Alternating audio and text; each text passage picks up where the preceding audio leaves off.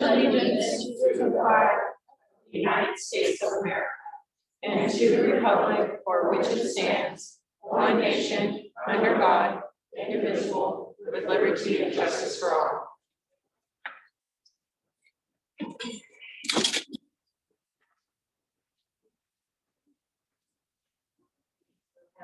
Trustee comments? Fun?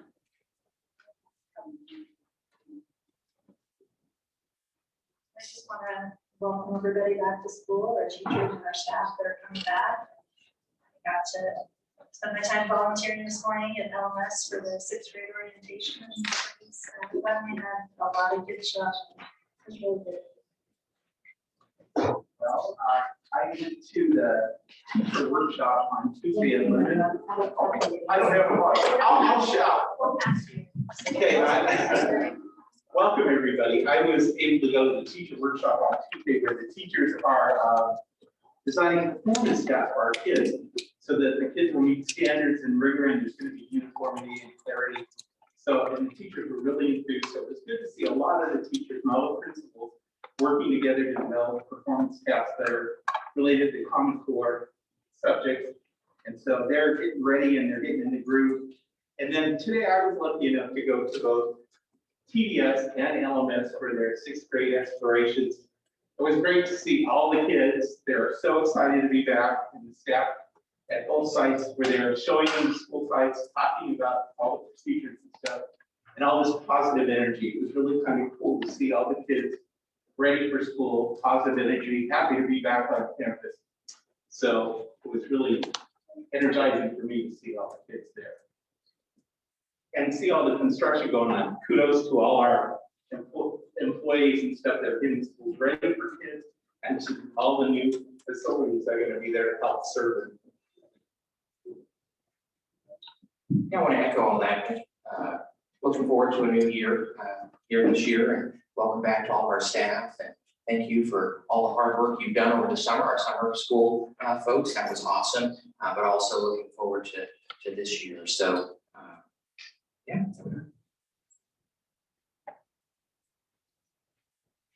Welcome back, everyone, to work. The classified and certificated personnel that are either already back or about to come back. I was able during the summer to go to the Summer Academy, and then I went to their data summit as well after the program was complete. And the enthusiasm of the teachers was amazing. It was so good to hear how the plans worked and how much the kids grew during the time, just in a few short weeks.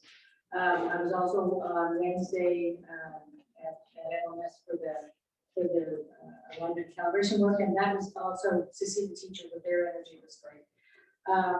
This morning we were here coffee with the superintendent, and which is a new thing, and I think that it was really nice. And it's I want to also shout out to Todd for making the easels for the pictures of the bond work that's going on right now. Lakeside Library. And the Lakeside Library was very lovely. In the beautiful library.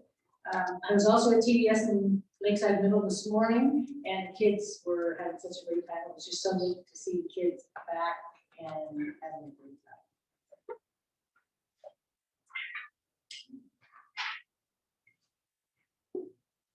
We will now hear from speakers that are here and speakers on Zoom this time. Lisa will let you know when it's time to come up. Your time will be limited to 4 minutes. And remember that we can't comment back. We will just listen, and then we will speak to each other, but we can't comment to your comments. So Lisa, who's first? I have Jennifer Thorpe. Welcome, Jennifer.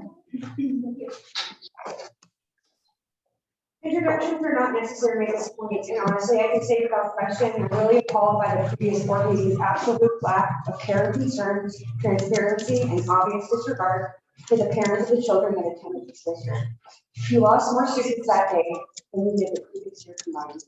We don't expect individuals without young children in this new heightened political environment to understand our feelings, but what I do expect is that a board elected by the people standing behind me to act as though they are concerned with the struggle. Pretending to pay attention and sometimes not even pretending, but blatantly giving a proverbial middle finger to the emotional speakers is distasteful at best. I hope whatever was on your phone was more interesting than what concerned, scared, and emotional had to say. There really is nothing new to cover. You've heard it all. We know how we feel and by our actions and how we feel. But what we don't know, when push comes to shove, is how we will vote. Given the opportunity to do what is right and honorable, the board has clearly chosen to buck against what the majority of the citizens want for their children. I'm not sure when the authority was given to others to decide what is best for my child. Compulsory education law requires children to attend school from 6 to 16. Consequences are given to parents of children who not attend, and parents are responsible for anything that may happen during their child's fees. You give authority to parents in this manner when it comes to behavior that is unwarranted or inappropriate by school officials. Why is the authority contrary when it involves health and safety of the same children? It is absolutely clear that this mask mandate is a formality for all of you, with the exception of one board member. The recommended guidelines were not followed by any other board member in our previous meeting, and COVID was and still is the same bully it was a week ago. Can we just get real here and knock off the charade? We know without question this mandate is an absolute political ploy to push a power agenda. They're using their children that you vow to protect, and knowing full well parents' hands are tied and our hearts are broken because they're powerless to make decisions about the children we raise on a daily basis. Some of us will not stop. Some of us will not stand. We will stand in the gap at every turn to protect children who can't, waste opinions and parents who won't. Here's the deal. If you believe you live in a country that allows the freedom of parents to decide what's best for their children, you will vote not to uphold the mandate placed on the district in the state. If you believe or want to live in a country that has absolute authority over everyone, then vote to keep the mandates in place. It's simple. Our speeches and statistics aren't going to convince anyone anymore. And even as a standard, your minds are already made up. We already know that too. This message is for the one who may be on the fence. Do not let the bullying tactics of the board or the school board influence your decision. Our children's well-being depends on your common sense and your judgment. I think I have a little bit of time. I wanted to just let you know, today at Granite High School, there was a child that was threatened with a taser because she was not wearing a mask outside by another student. Who won in that situation? That student is now expelled and not go to school anymore. And that girl is frightened for the rest of her school time there. I mean, this is what it's become. This is what this has become. It's not to protect us with our health. It's political. Now you're dividing kids. You're not dividing the parents anymore. You're dividing the children. And we just can't let that happen. We don't want it to happen in our district. Not in this district. And you have a choice not to let that happen. You really do. And I don't know if you've heard about it. I just got the text message about it an hour ago. But you'll hear about it. And you know, that boy will never be able to go to that school again. Second, third day of school. And he didn't win either. So, thanks.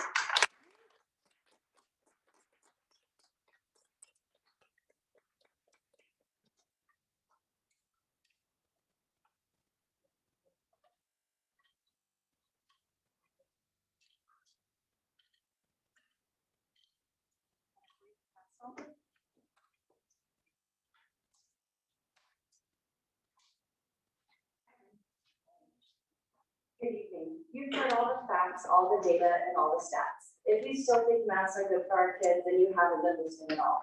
And I doubt there's anything that will change your minds.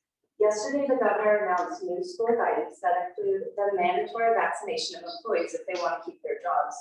You are now in the same position as our children. The kids have no choice what goes on their body if they want to go to school, just as you will have no choice what goes in your body if you want to go to work. Your feelings won't matter. Get the jab or get fired will be your new reality. Is the loss of freedom we've been telling you about resonating yet? Children no longer have a choice. You will no longer have a choice. And if you vote to enforce the mask mandate, our teachers won't either. Here's what their reality will look like. Your vote today will turn teachers into police and schools into places of torment. This mandate will fall on teachers' shoulders who are already afraid of their futures. They will be forced to fight and discipline the children they would rather nurture, educate, and enjoy. Your vote will cause an enormous division in the classroom, and nothing but chaos can result, obviously. Forcing kids to wear masks is ridiculous, but making teachers enforce it is cruel. You will lose control of your schools, and the teachers and students will suffer while you debate how important or not their futures are. Teachers do not deserve this. Nobody deserves this. But if you choose not to enforce the mask policy today, you won't be alone. You'll be standing up and alongside all these courageous parents here today, the community you promised to serve, and local powerhouses like Senator Brian Jones, Supervisor Joel Anderson, Jim Desmond, our very own VP Andrew Hayes, Board Member Laura, and hopefully Bonnie too. The plan that this district has implemented is unacceptable, but if you are still unconvinced, then at the very least, follow in the footsteps of the governor. Post your mask guidance and then let each individual school decide if it wants to follow it or not. If it was good enough for Sacramento, it should be good enough for you too. It's not a perfect solution, but it's better than anything you've come up with so far. Do the right thing, vote no to enforce the mask mandate. Thank you. Yeah.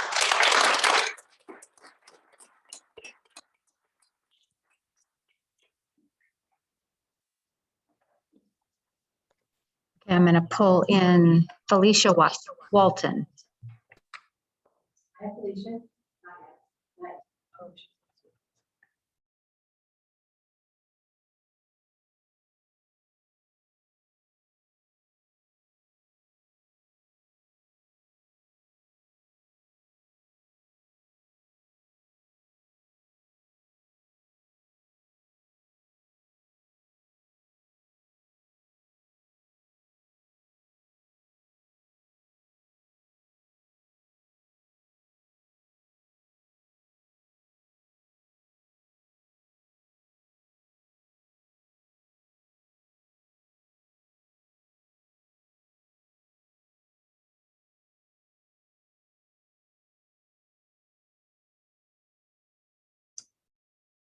Hi, can I be heard now?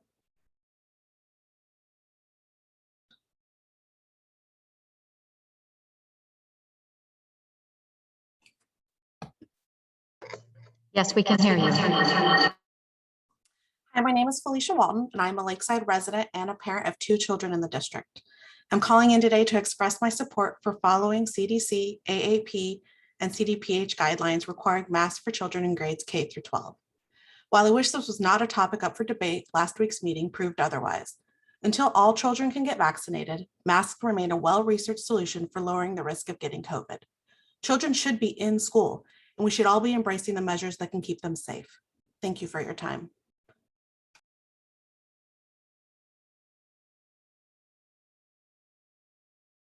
I'm going to pull in Aaron Clark.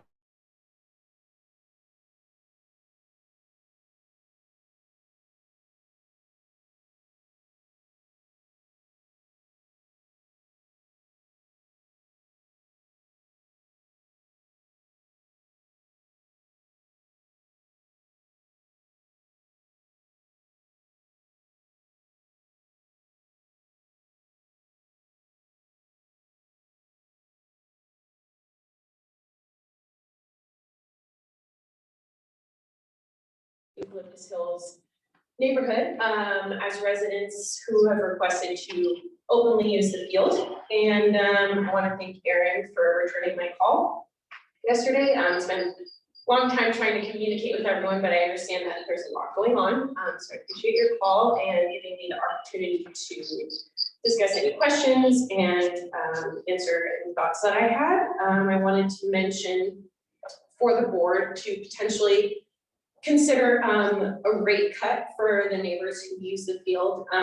We are not soccer. We don't use the field twice a week, for a couple months out of the year. We're there at least 5 times a week, 52 weeks out of the year. And even charging $10 an hour would amount to $2,600 a year. And I think that even though the field has been free for over 30 years, cutting that in half would only mean that we would pay the district $1,300 a year. And I think that's a little bit more budget friendly for especially elder neighbors that are retired and don't work anymore, who use the field for walking, et cetera. And yeah, we just hope to keep our communication transparent. It's been very difficult to get in touch with anyone over the phone, over the email, which has not been responded by multiple people sitting here. I again want to say thank you to Erin for finally calling me last night. We just want this to be an easy, professional, and mutually agreed upon situation. We're not trying to get angry or mad or cause any problems, but that will only happen if there's clear communication. And I understand that you're busy, but it's also part of the job. So that's all I have to say, and we look forward to hearing more from you about potential rate changes and when we can preserve the field.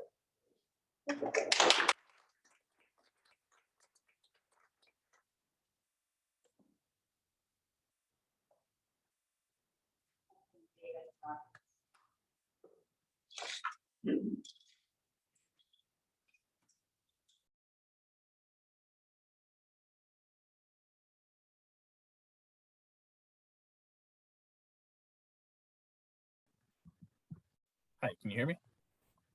Yes. Thank you for giving us the opportunity to speak at this meeting. Frankly, though, I'm not sure why the topic of masks is even up for discussion. These guidelines were set at an international level by the World Health Organization, a national level by the CDC, and are further reinforced by the California Department of Public Health. And yet, I've seen Andrew Hayes appear on TV 3 times in this past week or so, claiming somehow that masks are all about a recall election. Does he really believe that physicians and scientists across the world, our nation and our state are all conspiring to help a California politician? The only people making masks about political science are people like Andrew, who are asking us to ignore the recommendations of actual medical experts. Personally, I'm getting really tired of watching Andrew try to build his own political career on the backs of our children. Many of the arguments in support of mask choice state that parents should have the freedom to decide what is best for their families. That argument doesn't work when it comes to masking, because the evidence shows us that the main advantage of mask use is not in protecting the person wearing the mask from infection, but rather in limiting how much an infected person wearing a mask can spread the virus to others. If I choose to send my child to school in a mask, I'm not protecting them as much as I'm choosing to protect the other children in the school. My child's mask prevents the possibility that they might asymptomatically spread COVID to other children. In order for my children to be protected, every child needs to be wearing their mask to do the same. If masks are optional, then those parents who send their kids in without masks aren't saying that they're not concerned about COVID for their children. What they're effectively saying is that they're not concerned about COVID for my children, and that's where their personal freedoms affect mine. My daughter has a rare kidney disorder. COVID could be especially dangerous were she to contract it. I'm asking that you help protect my daughter and others like her. But also, please keep in mind that you cannot predict exactly who will end up with a severe case of COVID. Previously healthy elementary school children with no pre-existing conditions have been getting very sick all across this country with the latest COVID spike, and some have even died. I spent all last year supervising my son Zooming into his classroom, and I can tell you, the kids on campus didn't have any issues wearing their masks. The teachers weren't acting as police every day. That's ridiculous. Kids wore masks across this country all last year without any serious complications. Masks are such a minor inconvenience compared with the potential harm that might be caused by making them optional. If you're going to vote today, please listen to the science and protect our children. Thank you.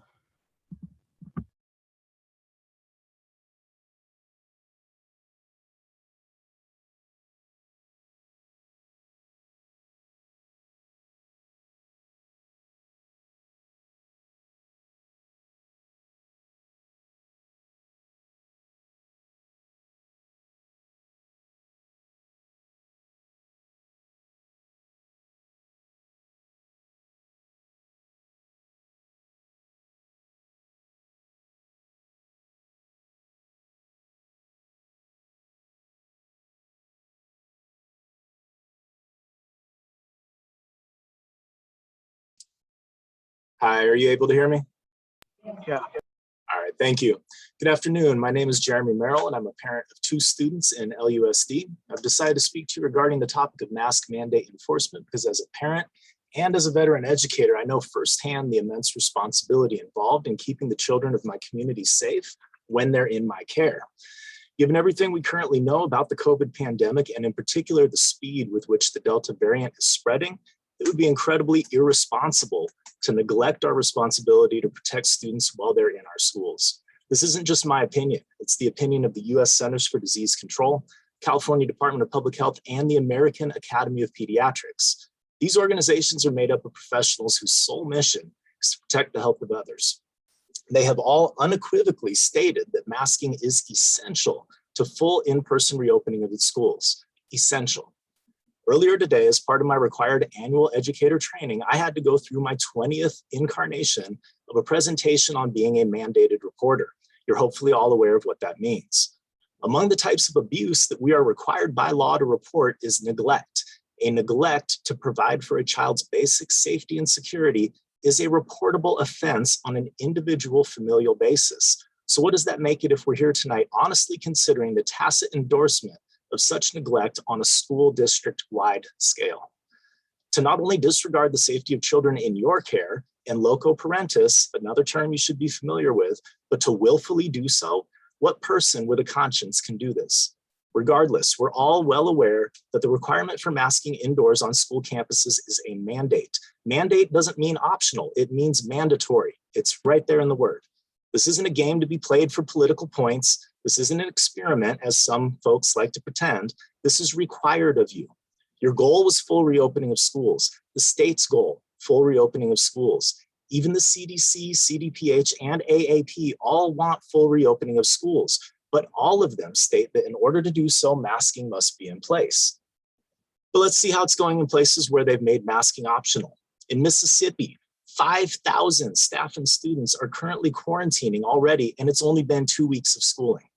1,300 teachers and children have already tested positive for COVID. Several schools have completely shut down altogether within the first few weeks of the year.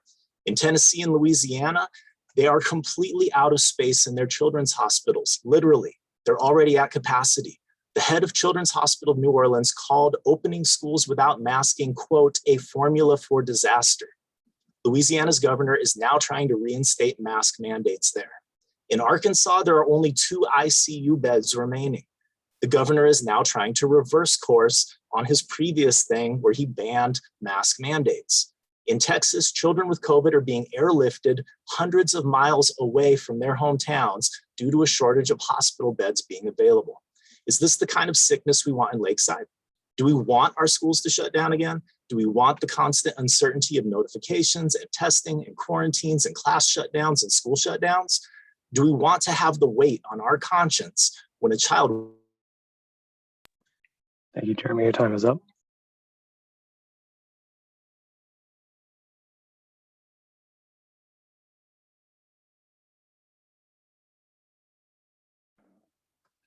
My name is James. I have children in this school district. Unlike many of the presenters I've heard so far that haven't said they have children in the school district. Specifically, the presenter last week that had the presentation, not part of our school district. I want you to listen to the individuals that are inside of your school district first, please. First, I call on one of the board members to make a motion for the vote on the mask mandate. Secondly, I call on someone to second it. If you decide to rule against the mask mandate and decide to go with what's been mandated to you guys, you are capable of enforcing. I've seen the 4-step process. I want to know who created it. Who did you collaborate with to create it? Where did it come from? Was it a collaboration amongst your peers here? Was it a collaboration with other school district superintendents and boards in other schools and districts in San Diego County? If you have chosen to follow that 4-step process, you have chosen and decided how you're going to enforce it. So if you decide to follow the guidelines, you now have the choice on how to enforce it. That choice can be a multitude of things.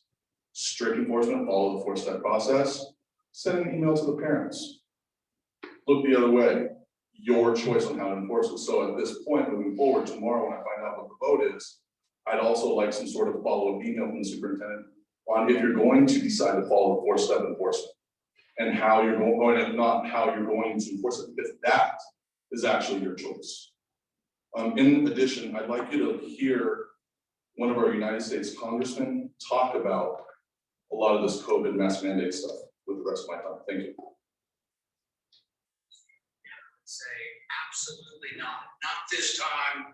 I choose freedom. Ooh, just pause. Sorry.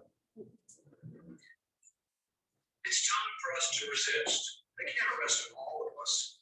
They can't keep all of your kids home from school. They can't keep every government building closed. Although I've got a long list of ones they might keep closed or might ought to keep closed. We don't have to accept the mandates, lockdowns, and harmful policies of the petty tyrants and bureaucrats. We can simply say no, not again. Nancy Pelosi, you will not arrest or stop me or anyone on my staff from doing our jobs. We have either U.S. Congressman Rand Paul, Dr. Rand Paul. We will make our own health choices. We will not show you a passport.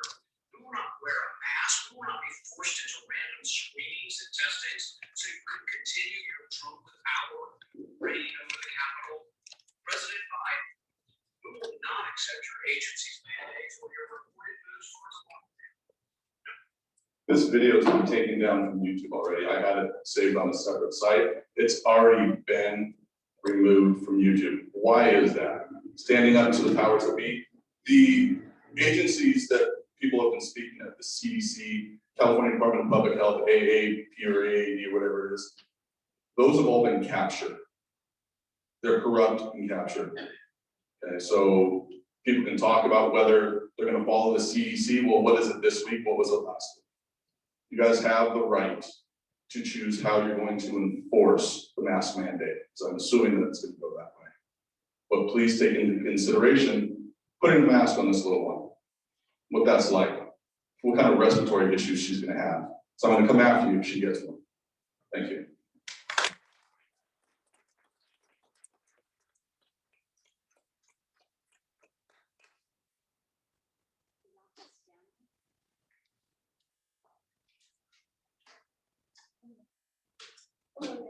I want to start by making sure I have everyone's attention. I'd also like to thank Andrew and Laura for being bold enough to go against the grain to fight for our babies. Bonnie, I know it's in you to fight for them too.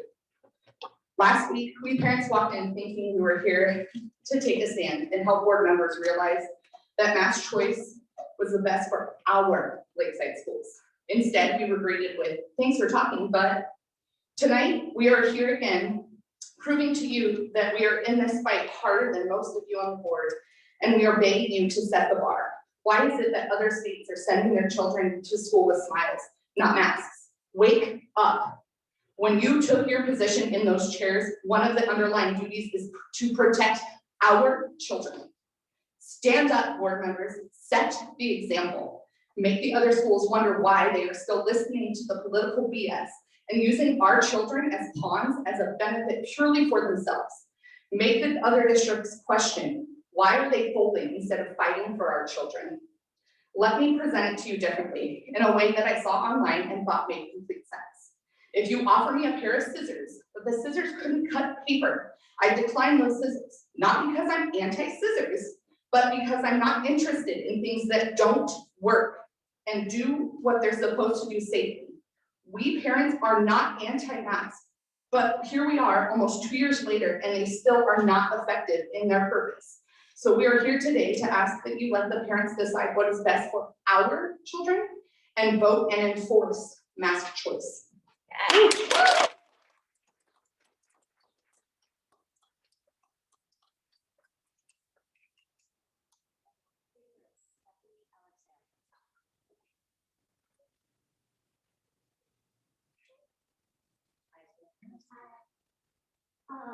I'm not here to talk about masks. I was just coming because, so I have 3 kids in the district, one's at Lakeside Farms and 2 are at TES. And every other year, there has been buses available for all of my students. In Lakeside, obviously, the temperature range is very wide, but not super cold, I get that, but it is rainy. Today it would be 100 degrees if the kids were walking home from TDS. So when I did my usual thing, I called the transportation department to find out what buses were available for my kids for TDS. My husband and I both work, and they said the buses have been cut. There's used to be 5 buses, there's only 1 bus now. There won't be any transportation available for your kids. You know, the only kids that are gonna be bused for TDS are from Verona and military housing. So I was just kind of wondering, I didn't know, obviously there's no visibility, nobody alerted me. I've always gotten bus passes, my kids, you know, have always taken the bus, so it's like, I think also what happened, I don't come to all the school board meetings, I didn't know that I should, I didn't know, you know, what was going on, so I'm just kind of looking for answers, like what's going on with the buses, what happened, the money was cut, where's the money going? There's still 1 bus, but no buses for my kids. So I guess for parents that work, it's like, what are we supposed to do? Your kids have to walk to school, they have to walk home, they've got to walk in the rain, they've got to walk in 100 degrees, you know. I just don't know like what to do. So I'm just looking kind of for answers, and maybe I can follow up and figure out what happened and if there's anything that we can do to change it. Yeah.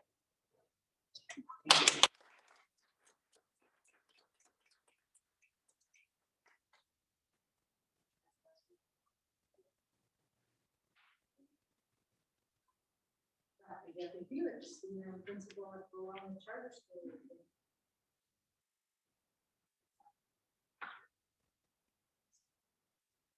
Good evening, board members, and President Ferrante and members. See you. Dr. Taylor, we just met today. I don't know why our paths never crossed before. Members of First Staff, thank you for inviting the Verona Indian Charter School to present their annual update to you. I'm representing them as their interim principal. I'm a retired educator. I've been serving County of San Diego here for the last 40 years. And I enjoy my retirement, but there was a need up in Verona. Last year, we had the principal chose to move on, and I was selected to come in and to assist with the transition. I was not prepared though for the COVID and the school board wanting them to be face-to-face, but we met that challenge and we continued on and were able to succeed throughout the year. I'm very pleased to be able to stay in this role for the coming year, and I'm very pleased to be able to come to you today to introduce some of our new staff to you and those that we have in place for continued leadership. Am I using this to slide away? All right, our governing board is represented by Ray Welch as the chairman, Tanya Phoenix, Mandy Quintero, Shirley Reese, and Dan Gill. These members are been in place for some time, but I will say that I was hired by Dorothy Romero, who was formerly the president and left in the middle of the year. But Ray Welch has been in this position of leadership in the tribe sense for many years, and I'm pleased to say that we never lost a step in being able to continue that leadership role that Thorpe provided for us. These members meet on a continuous basis and are very supportive of the school, very supportive of what we're trying to achieve there at the Verona Indian Charter School. We have several staff additions. We did have some movement there at the beginning of the year. That and combined with trying to go face-to-face led for a very interesting September last year. But was pleased to be able to bring a longtime teacher, Julie Cushman, to the teacher on special assignment role, which assisted us in being able to provide continuous coverage. And I'm going to let her come up and speak to you for the rest of the time and provide you with that. Julie is not only a teacher on special assignment, but she is the one that we are hoping will be the principal in the continuing years. She has a long experience, not only at the school, but also here in the community of Lakeside. I know that she knows a few of you, grew up through the system here, and is a real joy for me to be able to train and to bring into a leadership position over this past year, and looking forward to it for the rest of the year. So I'd like to introduce you, Julie Cushman.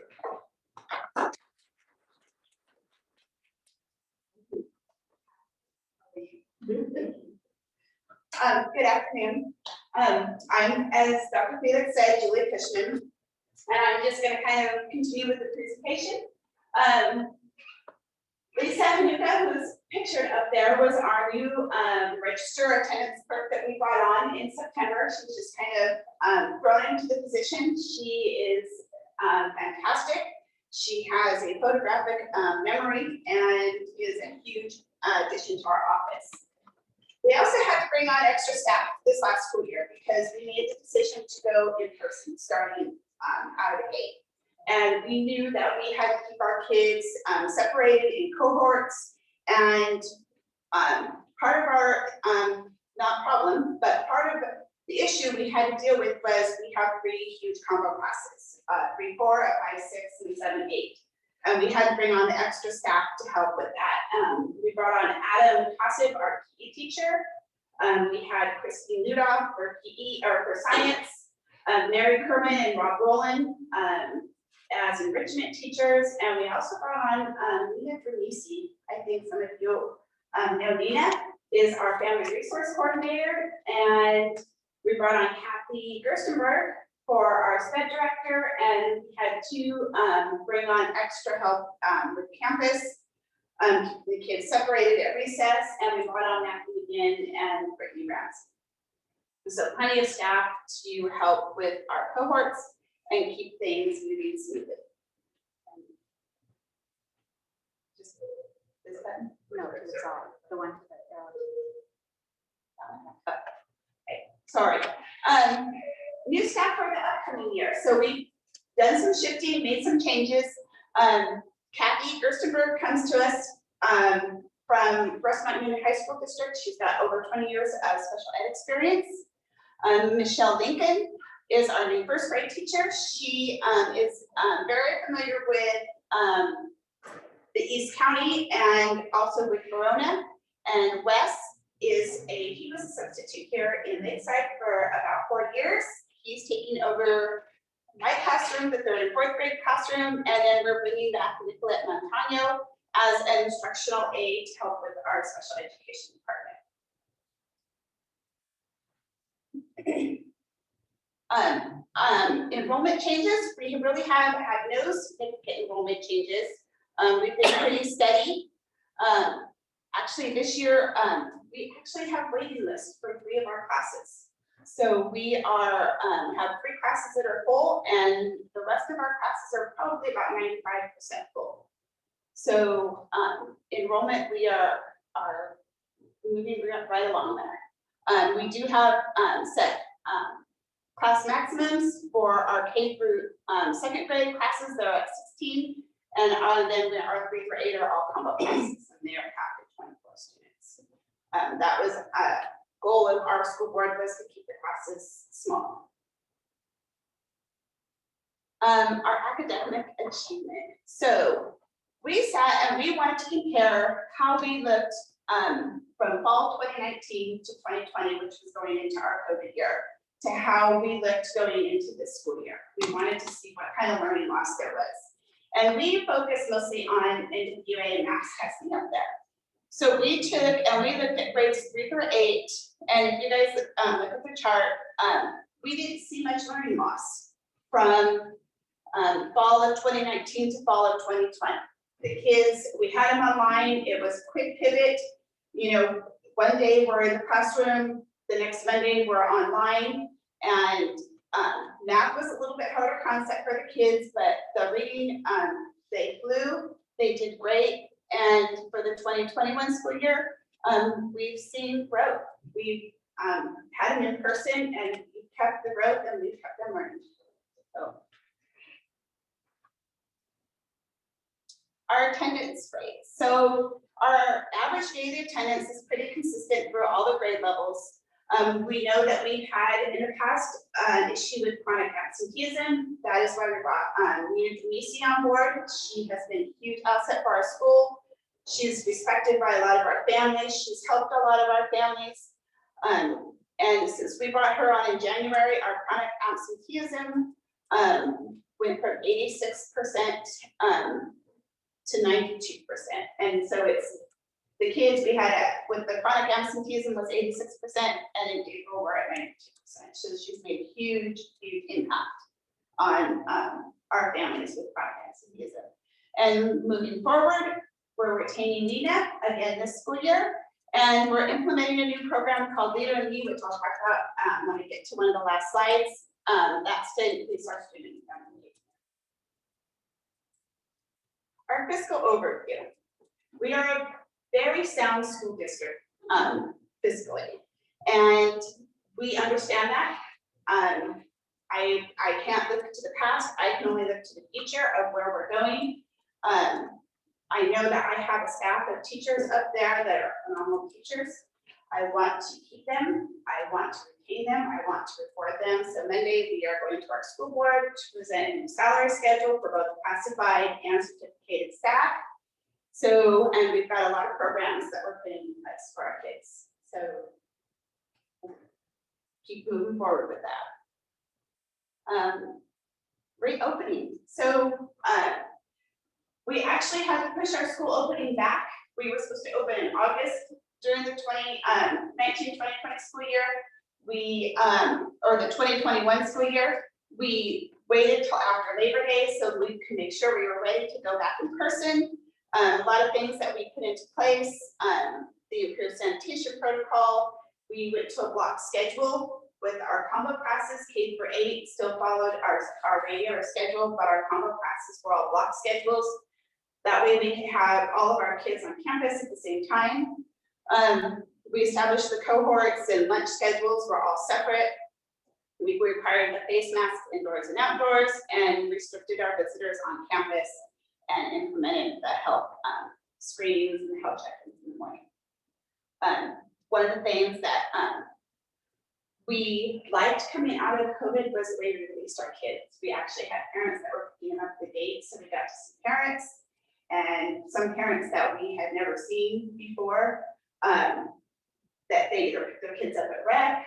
And so we were able to meet parents, talk to parents, and that was something really positive that came out of COVID. We were excited this year to offer our summer impact. We called it summer impact, not summer school, to offer extended learning and try and recover some of the learning loss. We did a 4-week summer school session, Monday through Friday. Each week was a different theme. We had camp out, we had water week, we had master chef week. Our focus though was on reading and math, but we did the STEAM and team activities at the end of the day. And then lunch, of course, was provided, breakfast and lunch was provided to our kids. Our summer school was a huge success. It was, the parents loved it, the kids loved it. And we plan to implement that again next year, or this coming school year.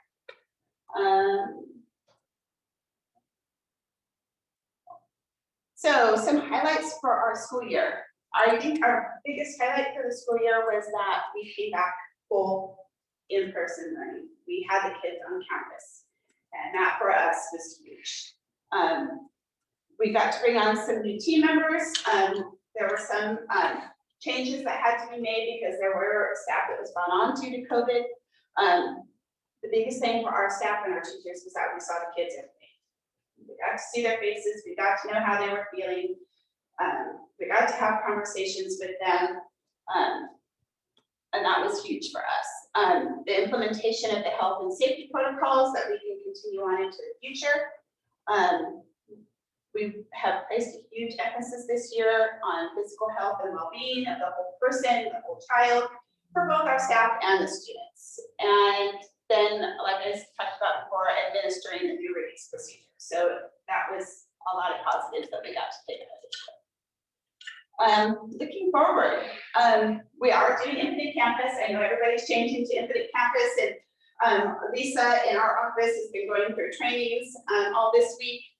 As the staff today and tomorrow, we are going through training for Leader in Need program, which is based on the 7 habits of Stephen Covey. So we are hoping that our students will take away from this a huge skills in leadership and community. We're looking at that the whole social emotional learning. That's our goal this year, and to look at the whole person. We expanded our physical education program. Last year it was only 3 through 8 because we needed that for those combo classes. This year it's going to be K through 8. And we are making lots of campus improvements this year. I've been working all summer up there. We now have a primary grade building. It's our K, the tribal preschool, first grade and second grade are all in their own wing. We are changing the whole entrance into our school, so now it's a different entrance, so visitors are coming right into the office. We've upgraded some of our classrooms. Our SPED has their own standalone classroom. We have a multi-purpose room, and we are putting in basketball courts and tetherball courts and resurfacing and putting lots of stuff out there for the kids. So lots of improvements up there happening for the kids. That's it. Thank you. Do you guys have any questions for us? We tribal members. We have about 36 tribal members. It's our populate the amount of tribal kids that we're getting enrolled is increasing every year. Thank you both of you. Thank you. If you guys ever have a chance, come up and see us. It's a great little school up there. Thank you guys. Thank you.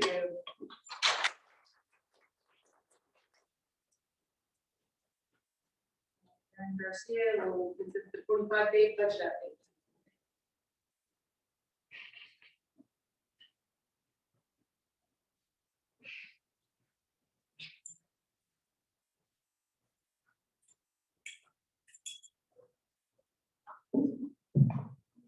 Okay.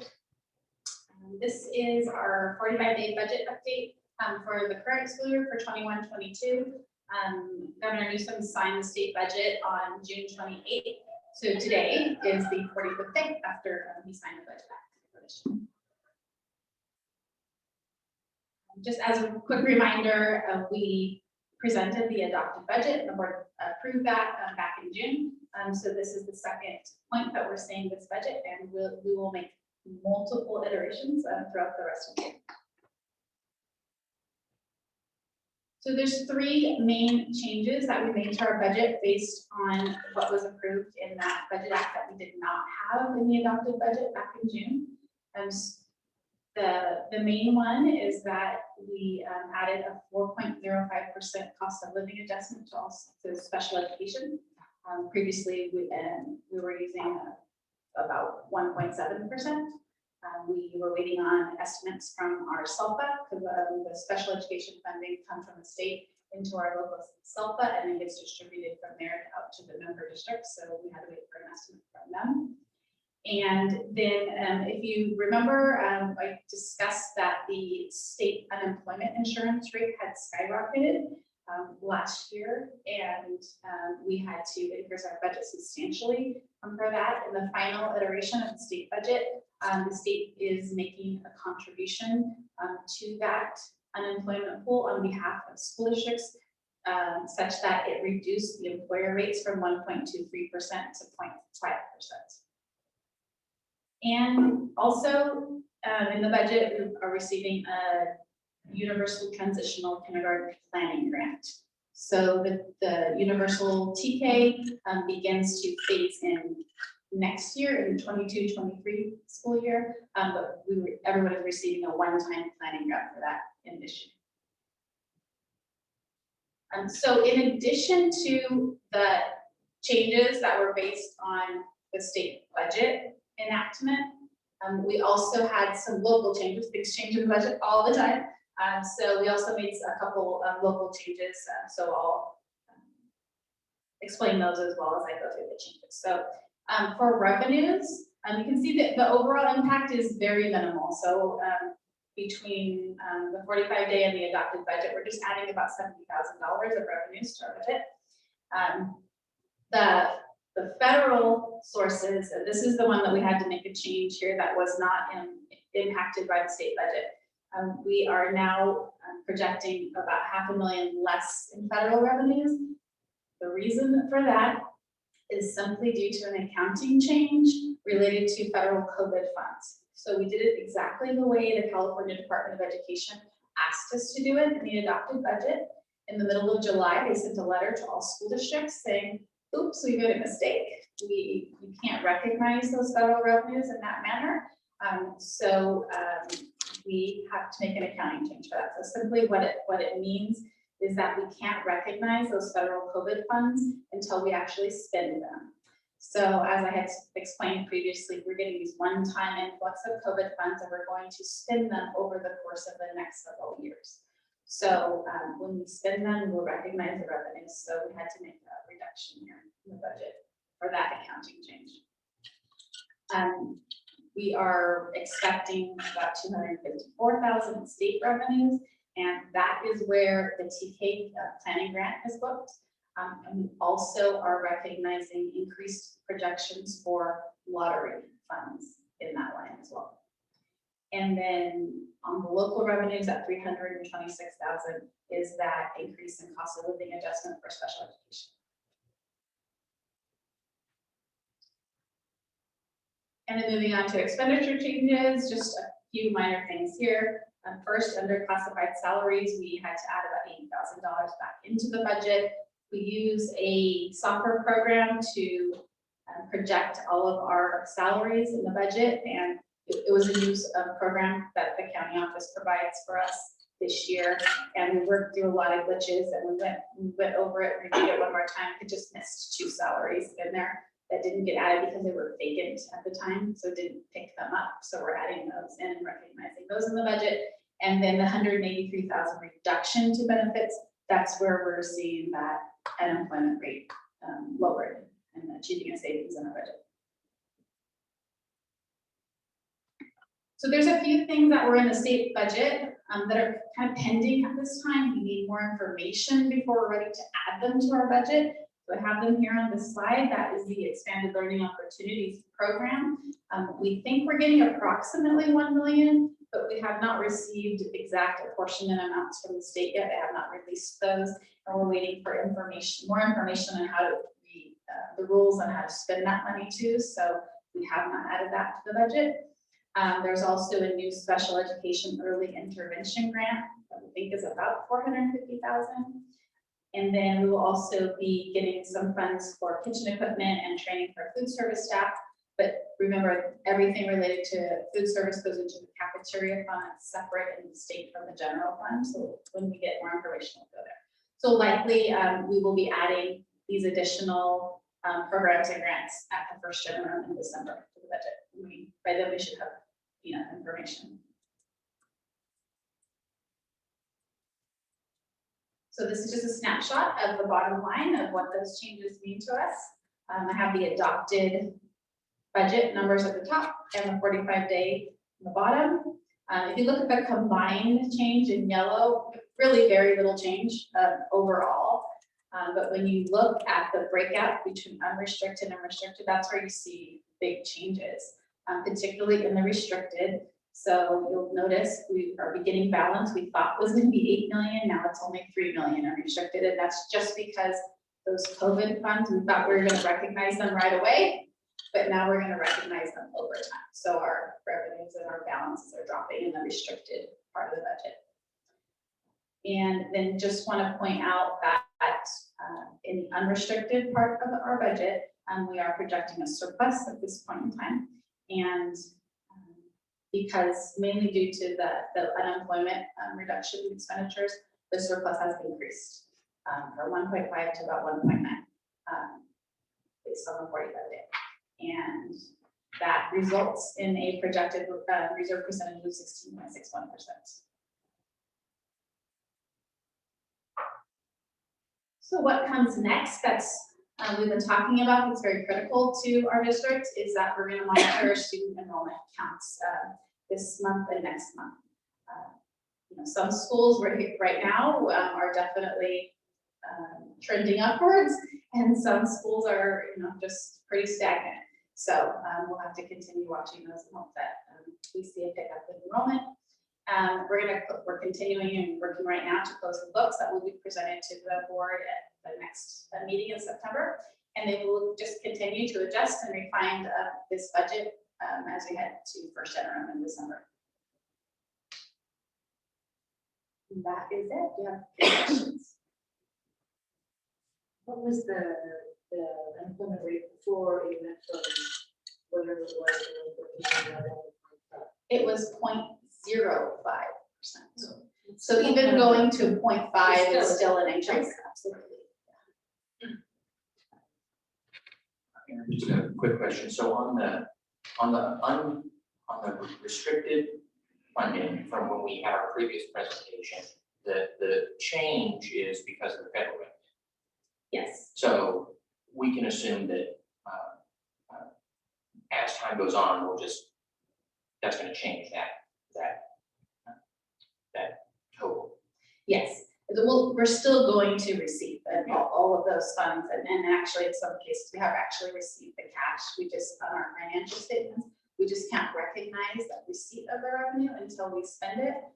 So we're going to still get all that money. We have plans, lots of plans to spend it over time.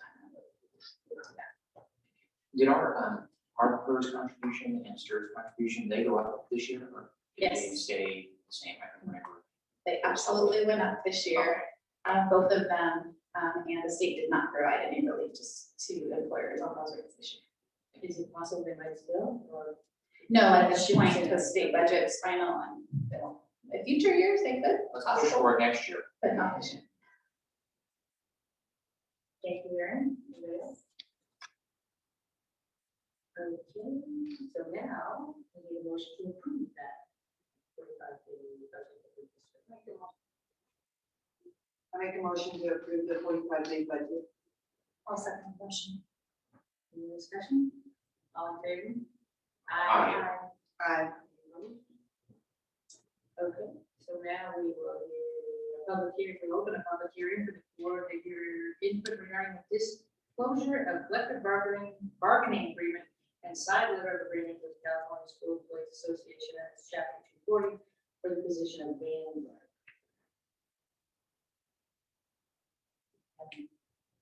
Public comment? So let's make a motion to approve. I'll make a motion to approve. Second. Any more discussion? All in favor? Aye. That's all. Now there's approval is requested of a side letter of agreement with California School Employees Association and chapter 240 for the position of van driver for a net savings of $2,741. I'll make a motion to approve the request to sign an agreement. I'll second. All in favor? Aye.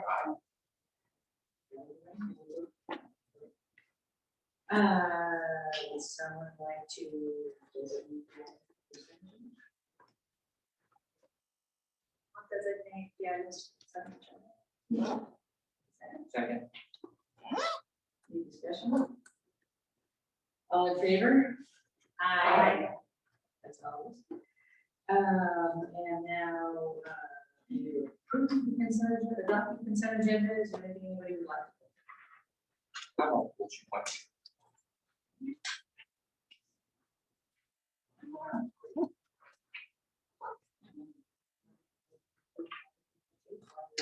Sure. I will do so. I will approve all of 2.2 motion.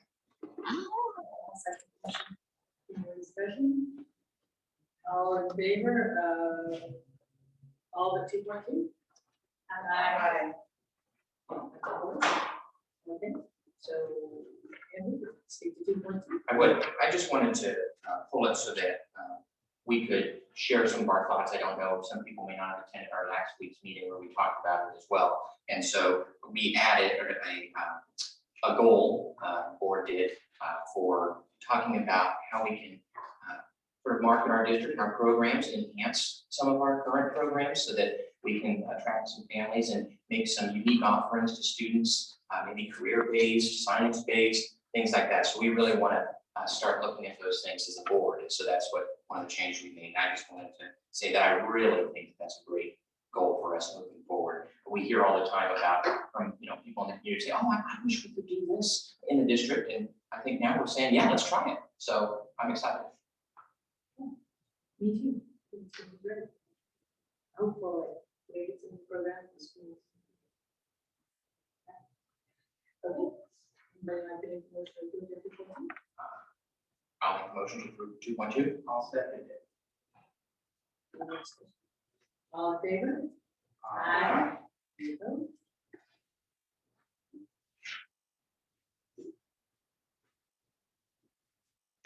So we got the first reading, Board Policy and Administrative Regulation 1312.3, Uniform Complaint Procedures.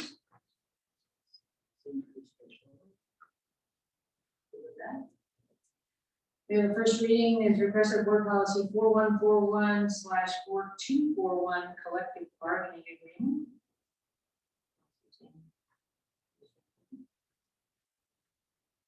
And first reading is requested Board Policy and Administrative Regulation 5113.1 chronic absence and truancy. Looks like some new ideas about how to have to open that. That's a good thing. And we have first reading is requested Board Policy 6159.2 non-public, non-sectarian school agency services for special education. I think it's aligning with law. Okay, so we'll bring those back. Next one for approval. Erin, would you like to present the investment report, quarterly investment report? Yes, tonight we have the quarterly investment report for the quarter ended June 30th, 2021. And you will see that at that point in time, we had $20.1 million on deposit at the San Diego County Treasurer's Office. And the annualized interest rate that we received last year dropped just below 1% at 0.958%. They have a quarterly statement there, and you can see we started off at 1.3, and every single quarter thereafter the interest rates dropped. So that's what's happening in the market. And then there's just a statement there that's stating that the Treasurer's Office has plenty of cash on hand to meet all of its obligations for the next 6 months. That's excellent. Okay, so we have information action. James Cassidy's made a request to be placed on the board agenda to discuss the California Department of Health indoor mask mandate. He's requested that the board vote whether or not to enforce the CDPH mask mandate pursuant to Education Code 35145.5 and Board Bylaw number 9322, subject to approval by the superintendent and board president. Any member of the community may place matters directly related to the business of the district on the agenda for open board meetings.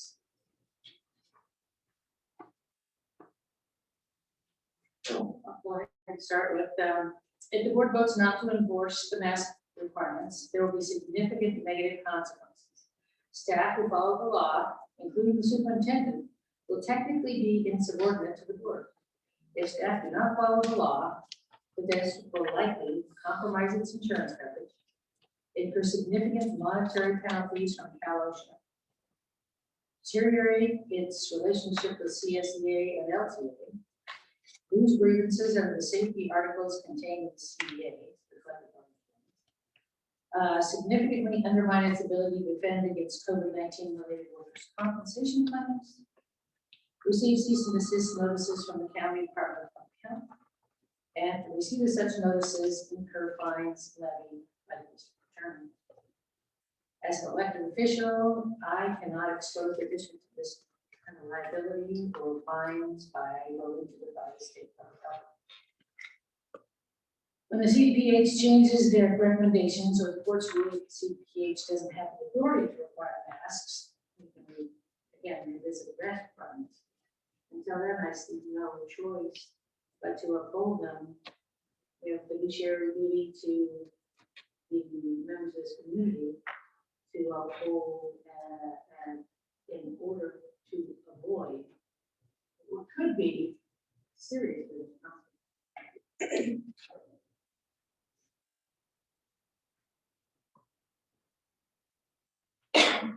Well, let me just say a couple of things. I mean, I said a lot at last week's board meeting, so I don't need to reiterate my points. I think people are pretty clear on my position on this.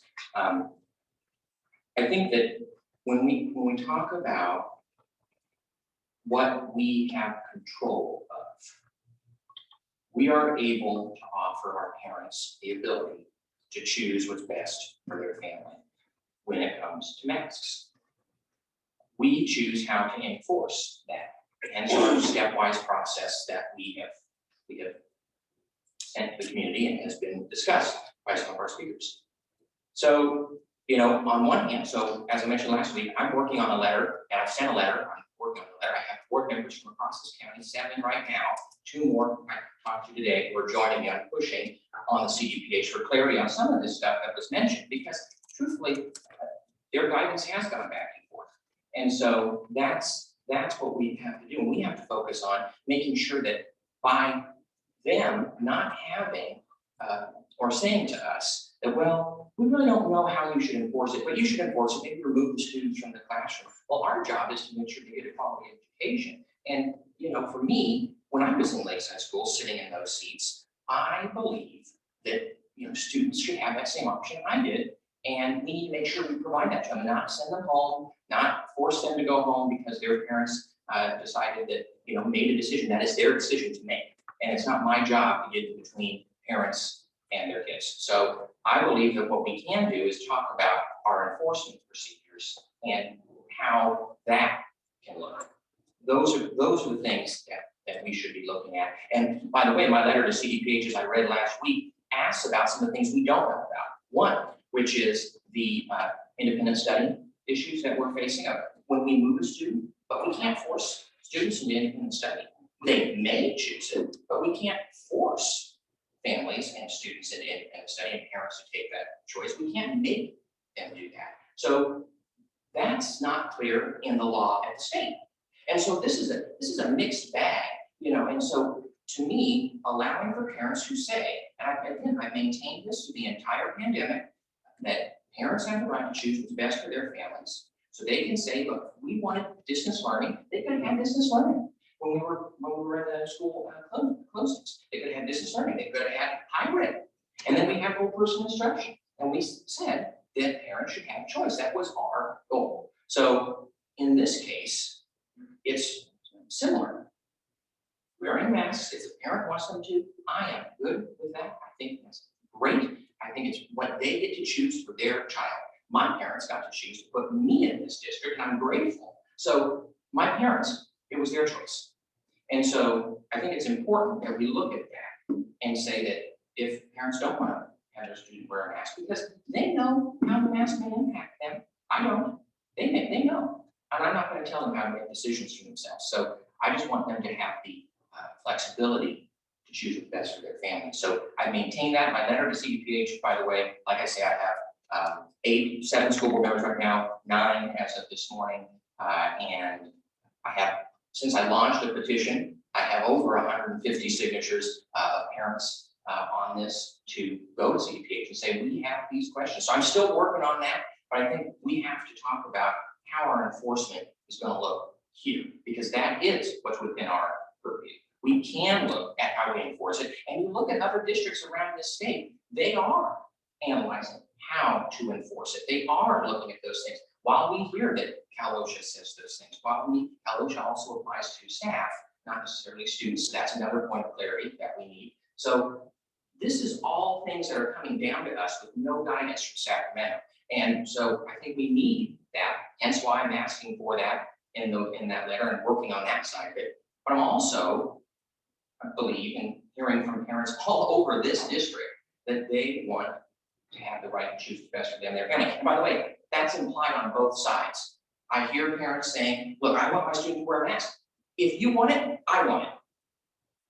If you don't want your student to wear a mask, fine, I want you to do that. But, you know, that's my view. So I said a lot last week, I just said a lot now, and I said I wouldn't, but I guess that's typical. So anyway, those are my comments. Well, I kind of stated my position. I stated my position last week. I just think we have no discretion when it comes to this. I think we need to focus on getting kids in school, starting school with the engaging programs. Teachers are preparing for them, and we need to keep them safe. And I think we have to follow the CDPH, CDC, and the AAP guidelines, and we have to enforce the rule. Nobody likes wearing a mask, but we need to keep kids safe, every kid safe. And I think making it optional doesn't keep every kid safe. I'm thinking, I know there's a lot of passion and emotion behind this, and I know parents want choice about their kids. But I think when it comes to public health, you know, we have to put kids in child safety seats. We have to have our kids wear helmets on their bicycles. I can't go smoke in a restaurant because of other people's health. We need to do what our laws and mandates abide to us. And also, I don't, what Holly mentioned, fiscally, we can't, you know, kids are going to be sent home, being quarantined and other things. We want them in school, learning in person. And if a mask does that, hopefully not for a long time, hopefully we'll get past this pandemic, but we're still in a pandemic, whether we like it or not. So that's my sentiment. Thank you.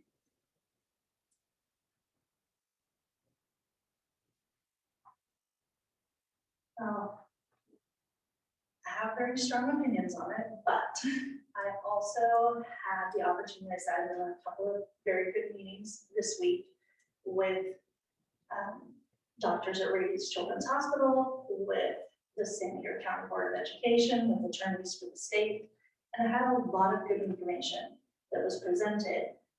Some of my takeaways from it, besides from the attorneys, that there is no precedent on any of this.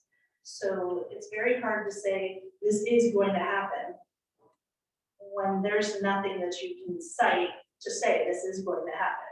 Right now, it's all rumors as to what could happen, but you can't say definitely this is it.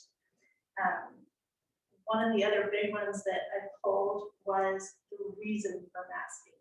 The reason for masking on a school level is so that we can get as many students in school as possible for the state. So we're looking at it as a state, which is why I think we need to have more local control over this, and why the state said, hey, enforcement is based on local parameters. Because when you look at it as a state level, so many school districts were not able to open for in-person learning because of the mitigations that had to be in place. The 3 feet of distancing, the sanitation protocols, and all of those things. We as a district were able to put all of those in place. We were able to go back full distance. We had mitigations in place. We had the touches, everything was being sanitized. So the masking is because they no longer require any mitigation. There's no social distancing required. They don't even require that we clean classrooms once a day. That's not even part of it. That is the reason of why they have said we have to wear a mask so that we don't have to social distance, so we don't have to do all those things. We as a district were able to do those. And we should be able to continue to do those, which then would allow us to not have those same mask parameters. So to me, if we're able to have mitigation in place, then we should be able to offer choice, because the reasons why they're saying we need to wear a mask, we can put into place. So we really need to look at what are our local conditions and what do we as a district be able to put out for our students and make those adjustments.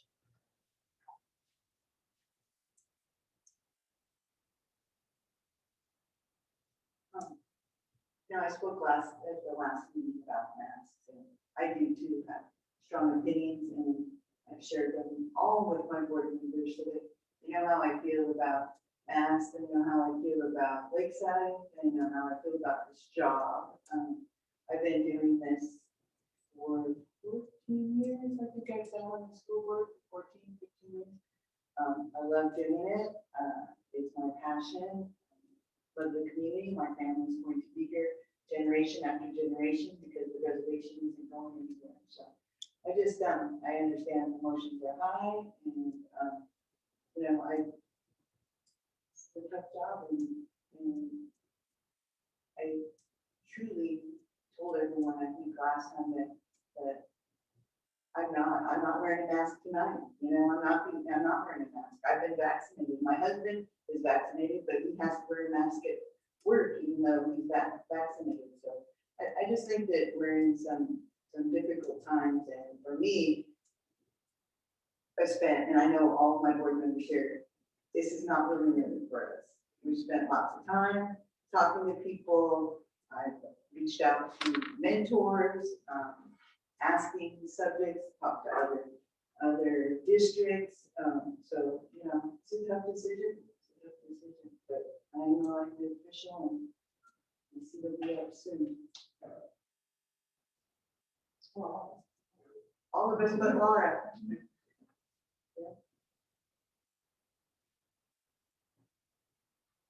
So I'm going to propose a motion that our district enable parents to make the decision regarding face coverings that is best for their family by revising the district's existing framework and existing enforcement framework to reflect the choice parents have. My motion? I'll second the motion. That our district enable parents to make the decision regarding face coverings that is best for their family by revising the district's existing enforcement framework to reflect the choice parents have.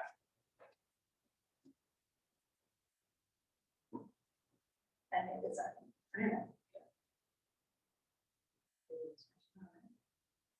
Well, I will speak to the motion. So look, I said it in my comments before, I should just waited. I don't want to repeat myself, but we can have a control over our enforcement framework. We sent one out, we developed it. It's something that we put together as a district. That is what was put together and was sent. We can revisit it, revise it, so that it is in line with the principle of parents having the right to choose what's best for their family. We can achieve that goal. And I think there are numerous sources that we can look at to help inform a revised framework. And I think there are numerous local things that we can do, check marks we can put into place, things that we can take into our control that say, because we deserve local control. And you know, that's why I'm so frustrated about this. We deserve local control, and Sacramento is taking it from us. And you know, so that is my big thing. And you know, we're supposed to do a job for the students in this district, like I was. And we are now being told that we have no local jurisdiction, but wait, you might. So with what we know, we can look at our local conditions and say, okay, here's what we can do. We developed that framework. We did. So we can evaluate it and revise it.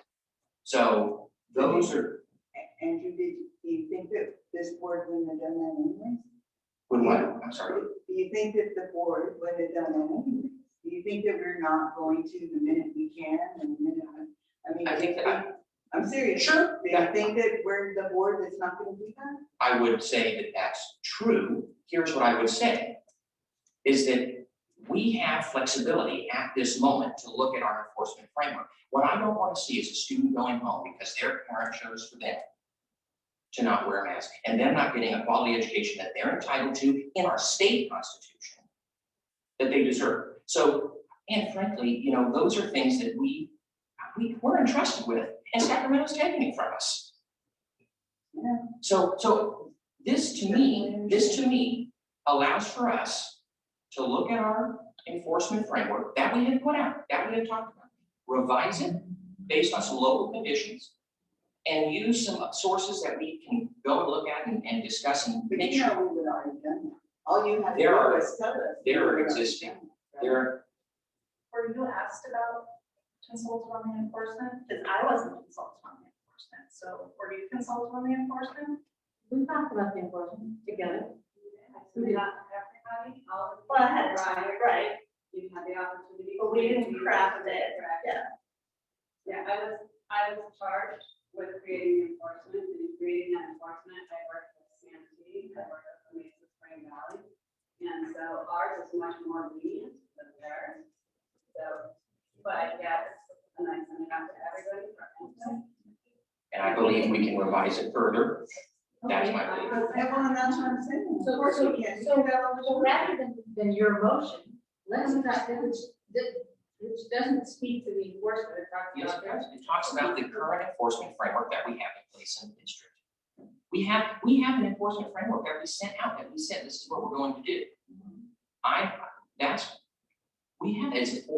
That's that tier thing that we're discussing. So I think that we can revise our existing framework in the spirit of allowing parents to choose. Well, numerous things. One is, I would say that we could say, we can make, potentially use the governor's recommendation that we just heard about.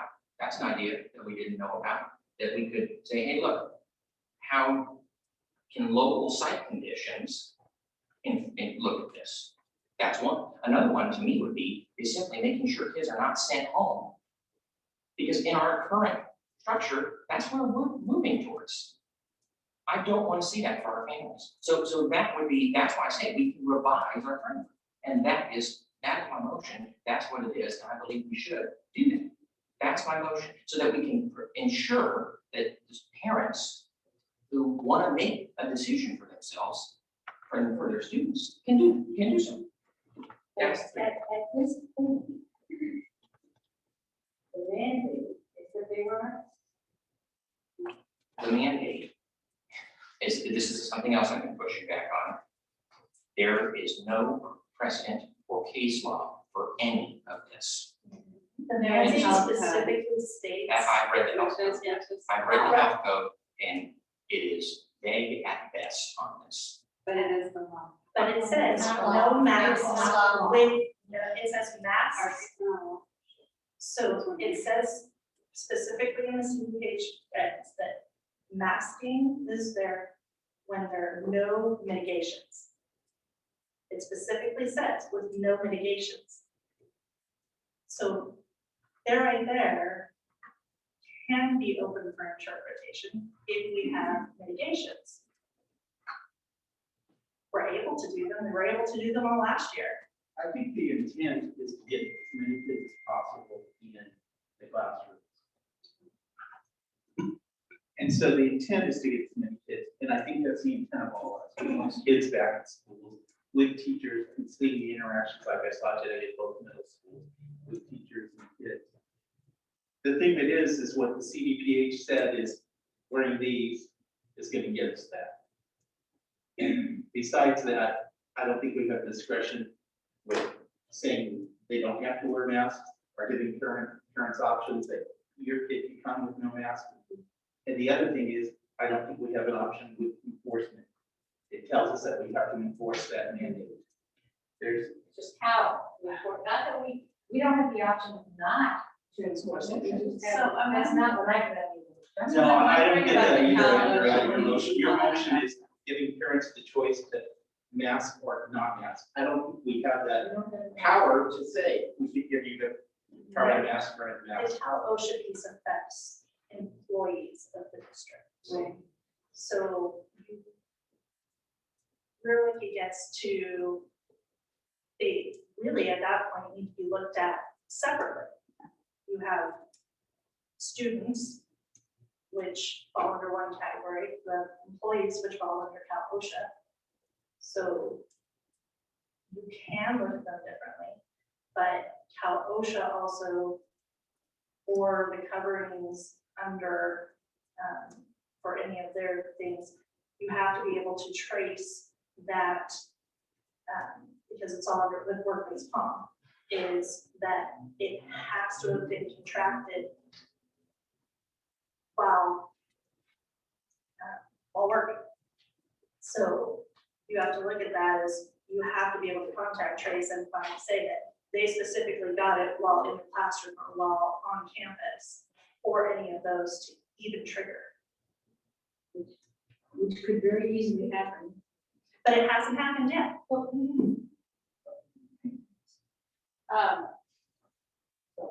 I don't think your motion doesn't tell me what you're saying and what Well, your motion is. my motion is on the floor, so we can choose what we want to do. That's the Robert's rules, so We have to look and we can put some, should we call it a vote then? unless it's withdrawn, I'm not withdrawing that motion, so. We call it a vote? Well, I can't call it. You have. Oh, actually, doesn't work to call. Let's call for the question. Call the question. Call for the question. All right. So, any more discussion? All in favor? Aye. Opposed? None. No. No. Thank you for the spirited debate, folks. We like it. Well, I appreciate you. I love you. I love you. Is Carrie Strong on Zoom?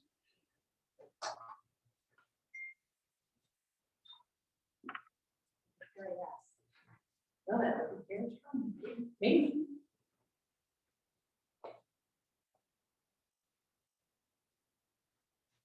That's, I recognize her. Hello. Hi, Carrie. Hi. Sorry, my settings were adjusting to allow me to turn my video on. Hi, everyone.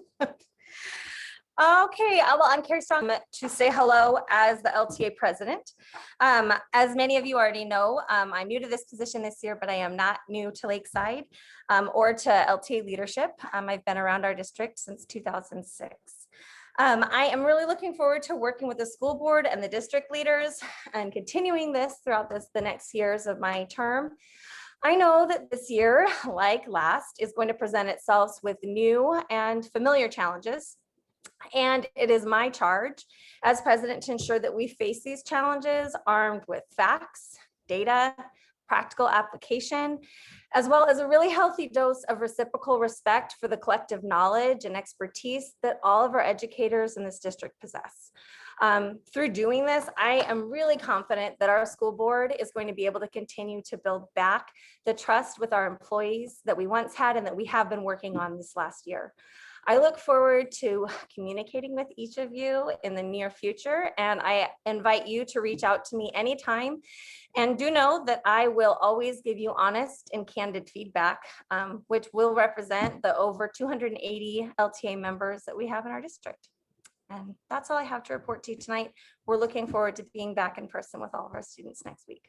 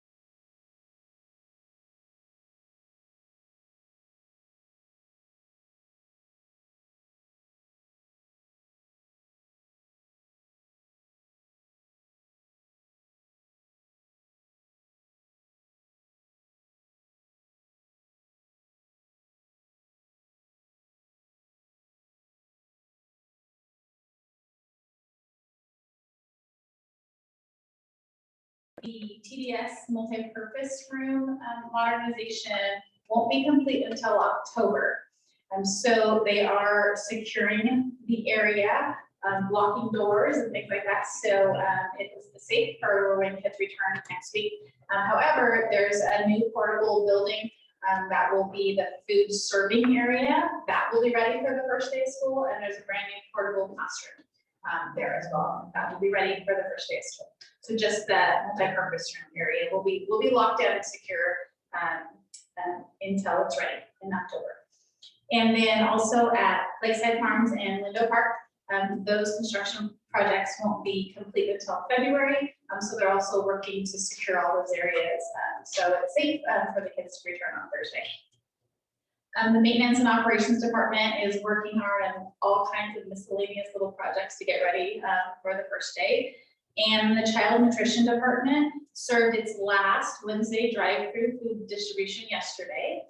And then now they're pivoting to serve 2 free meals to students in school every day. So they're going to be at all of our campuses, 2 free meals, breakfast and lunch will be served. The breakfast will be grab and go. So they'll get it for that day and they'll take it home to eat the next morning before they come to school. And then lunch they'll eat at school. And then technology started delivering devices today at LMS. They started distributing Chromebooks, and then they'll be working on getting the rest of the iPad out to the other grade levels when they return next week. And that's all I have. Okay, Dave, are you there?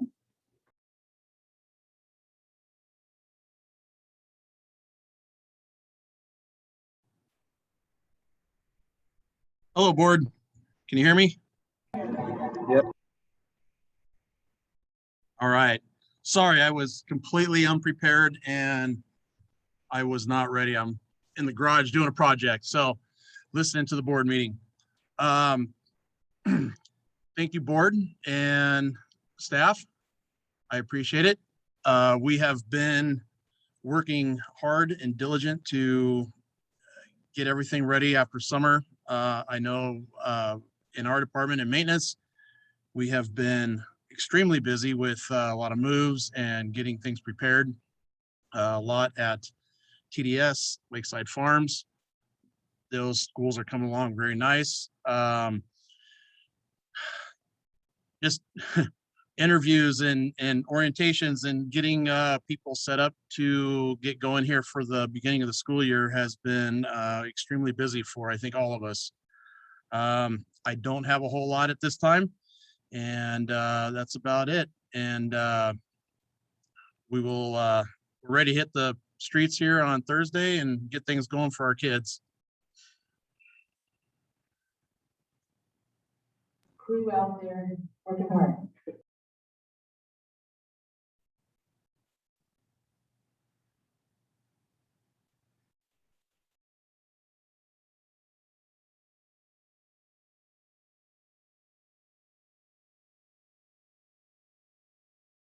Student information system, so all the classified staff was walked out of here very night from participating in Zooms, trying to figure out how to work our new student information system. If you walk across our campuses, you'll see that our certificate staff, even though they're not supposed to even have started yet, are already in their classrooms, getting their classrooms ready. So they're super excited. But today I really want to draw attention to our principals and there's some lead teachers that are working together with the principals. Some of our principals are grappling with infinite campus switch. Some of them don't have, they're working with HR to try to get staffing into grappling with that. There's the rostering students trying to get their students placed. They're preparing their welcome back meeting. And on top of that, as several of you mentioned, they're taking the time to flex their instructional leadership muscle, and they are working with lead teachers to make some really important instructional moves in our district that will have implications that will bring us closer to that hands-on type of learning, that inquiry-based kind of learning, that project-based kind of learning that we would like to get to. It's big work and principals are uncomfortable and they're learning right alongside and they're brave. We teachers have been brave. And I just had to step back and just really watch in awe and amazement at what they've been able to do. And it's taken some skin, I'll tell you, that they're stressed but they're doing it and I'm so proud of them. And I really want to thank you for dropping by and they comment when you leave, they'll say, did you see? So thank you for dropping by and supporting that work. They're amazing people. Thank you. And just letting you know that the CSBA conference is coming the first week of December, and so we'll be talking about that. We have the option to attend in person or virtually, so we'll have that discussion coming up. We have had some questions around transportation. I did talk to Channel 8 via Zoom today and clear up some misperceptions that are out in our community. We did not fire or lay off any bus drivers that have been leaving due to retirement and moving out of state.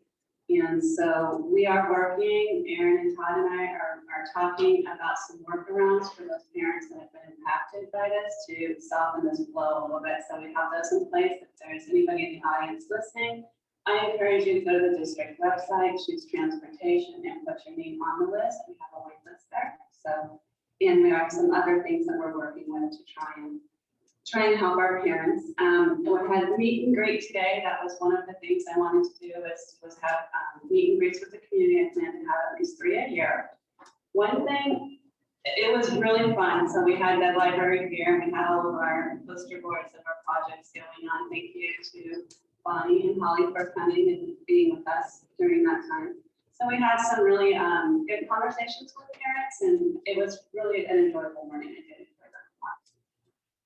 I just want to acknowledge really quickly the parents that have come in with the mask concerns. I know that you're upset and you're very passionate about your position, and I am a parent and completely understand that. I want you to know that you are listened to and that you are heard. And this is a really complicated thing for all of us to wrestle with. And it's unfortunate that we're having to do it. Yeah, we are having to do it, and I think everyone is trying to handle the situation with as much open-mindedness and decorum as possible. So I do appreciate that you brought your concerns to us and that we're listening. I'm getting a lot of emails. I'm answering those emails daily and really wanting to communicate with our parents in an effective, polite way. It's just stating the position, stating that, you know, the fear for the district and the financial aspects. If we're having to enforce her, we're losing money and we're having to pay for attorneys to defend us, then where do we pull away from? What pot do we take that money out of? Because there's only so much money. So if we're spending money to defend our district, what programs would we have to cut for our students or for our parents or for our community? So that's a concern that I have. I was really happy to go to summer exploration. I saw Laura there, so that was amazing. And they had, both campuses had a different flavor, but it was so good to see kids on campus. And that is just, we are educators. That is our job, to educate students. And so I'm really excited and holding on to the positivity that we are opening our schools on Thursday in person.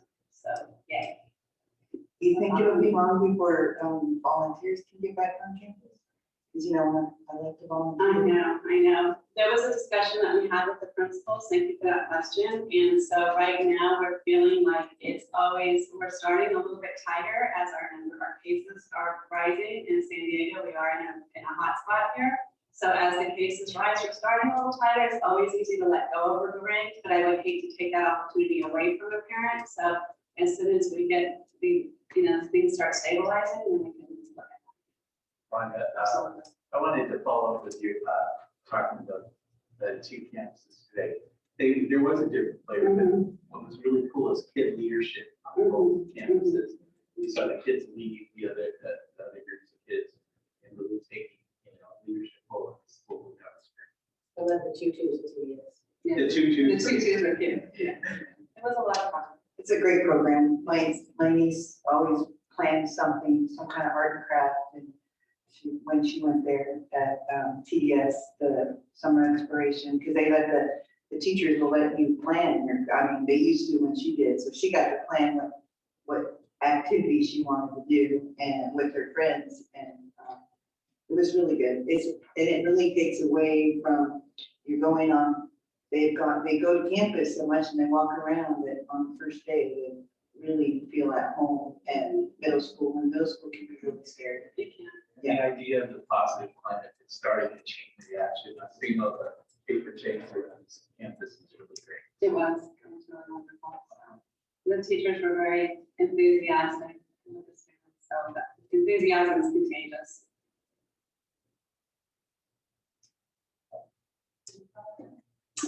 Thank you.